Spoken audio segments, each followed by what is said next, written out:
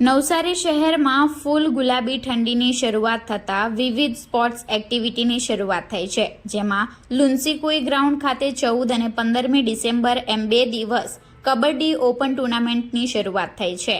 નવસારીના સાંસદ અને જળશક્તિ મંત્રાલયના મંત્રી સી.આર. પાટીલના પુત્ર જિગ્નેશ પાટીલ દ્વારા ટુર્નામેન્ટની શરૂઆત કરવામાં આવી હતી। નવસારી જિલ્લા તેમજ રાજ્ય અને દેશ મળીને કુલ 100 જેટલી ટીમો ટુર્નામેન્ટમાં ભાગ લેવા જઈ રહી છે। દેશના યુવાનો ક્રિકેટ પ્રત્યે ક્રેઝ ધરાવે છે, પરંતુ કબડ્ડી ખેલ પ્રત્યે પણ રુચિ અને રસ ધરાવે તેવા હેતુથી આ ટુર્નામેન્ટ શરૂ કરવામાં આવી છે। રી-1 કબડ્ડી ઓપન ટુર્નામેન્ટ દ્વારા નવસારી શહેરના યુવાનો કબડ્ડી પ્રત્યે જાગૃત થાય તેવા હેતુથી હોમ ગ્રાઉન્ડમાં આ ટુર્નામેન્ટ શરૂ થતાં ખેલાડીઓમાં ખુશી વ્યાપી છે। ડે નાઇટ ટુર્નામેન્ટમાં આજે ફાઇનલ મેચ યોજવામાં આવશે, જેમાં વિજેતા અને રનર્સની ટીમને ઇનામો આપી પ્રોત્સાહિત કરવામાં આવશે। આ ટુર્નામેન્ટની શરૂઆત જિગ્નેશ પાટીલ સહિત નવસારી જિલ્લા ભાજપના પ્રમુખ ભૂરાલાલ શાહ, ધારાસભ્ય રાકેશ દેસાઈ, નગરસેવકો અને શહેરના વેપારીઓ, પ્રભુ, નાગરિકો અને ડીવાયએસપી એસ.કે. રાયની આગેવાનીમાં શરૂ કરવામાં આવી છે। ભારતમાં કબડ્ડી અલગ અલગ પ્રકારે રમાડવામાં આવે છે। કબડ્ડીના કેટલાક પ્રખ્યાત પ્રકારો છે, જેમાં પંજાબી, સંજીવની અને ગામીની છે। કબડ્ડી દક્ષિણ એશિયામાં ખૂબ જ પ્રખ્યાત છે અને તે બાંગ્લાદેશ અને નેપાળની રાષ્ટ્રીય રમત પણ છે।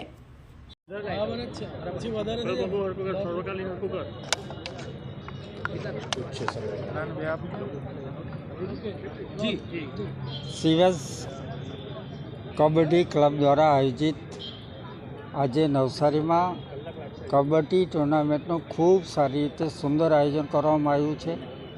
એની અંદર લગભગ 100 જેટલી ટીમો, યુવાનો અને યુવતીઓની ટીમો ભાગ લેવાની છે।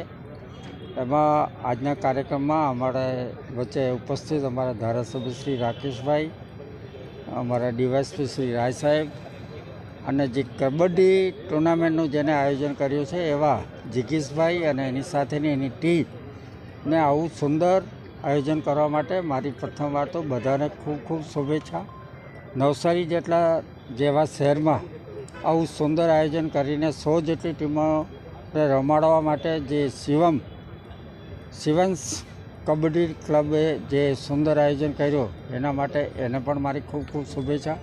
આવા સુંદર કાર્યક્રમો થકી દેશના યુવાનોને પોતાની જાતને એક અલગ જ તરીકે તારવીને દેશ વિદેશમાં નામ રોશન કરવા માટેની તક મળી છે। ત્યારે આ બધા ખેલાડીઓને મારી ખૂબ ખૂબ શુભેચ્છા। ખૂબ આગળ વધો અને બધા જ ટીમોને મારી શુભેચ્છા કે તમે કપ લઈને જાઓ।